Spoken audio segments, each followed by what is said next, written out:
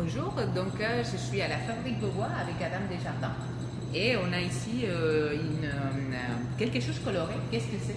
C'est une maquette qui a été faite par des élèves entre secondaire 1 et secondaire 5. Quel âge? Donc entre 12 et 17 ans. Et cette maquette-là a été réalisée dans le cadre d'une activité parascolaire qui s'appelle le Club de la Fabrique Beaubois. Et les élèves ont fait le design de chacun des éléments du Collège Beaubois ici, et c'est à l'échelle. Ok. Et là, par exemple, pour arriver à un résultat comme ça, c'est quoi les étapes? Ben, en fait, on va partir de la fin, donc le produit final. Le produit final, c'est essentiellement imprimé avec des imprimantes 3D. C'est donc un plastique qui est utilisé, qui est déposé de manière additive pour créer ces éléments de maquette-là. Pour être capable de fabriquer ça, il faut apprendre à faire du dessin en 3 dimensions, du dessin vectoriel 3D.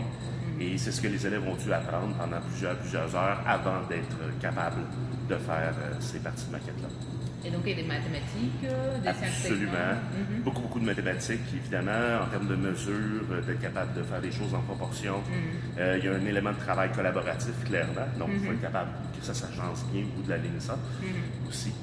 C'est fait par chaque équipe Oui, pièce? alors c'était 1 ou 2 élèves, par exemple, par pièce. Ok. Et ils travaillent ensemble pour être capables de fabriquer les différents éléments, incluant aussi les autres qui ne sont pas nécessairement à l'imprimante 3D. Donc, il y a des éléments un petit peu plus traditionnels également qui sont sur la maquette.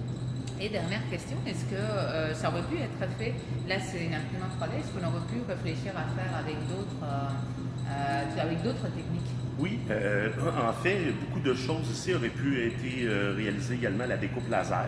Donc, à la place de concevoir en 3 dimensions, on aurait pu, pour certains des éléments, concevoir ça comme étant différentes faces qu'on découpe dans du matériel en 2D et ensuite on assemble ça. Ça aurait pu être conçu aussi de cette façon-là. Excellent. Merci beaucoup. Un dernier conseil pour les enseignants qui se lanceraient dans cette construction de maquettes? Je dirais, c'est de faire de petits pas, c'est de commencer à essayer de faire des choses simples. Et graduellement, ben, on voit les possibilités. Et ces possibilités-là, elles augmentent très rapidement. Donc, c'est de commencer avec des petites choses. Excellent. Merci beaucoup. Merci pour les temps et bonne fabrication. Merci beaucoup.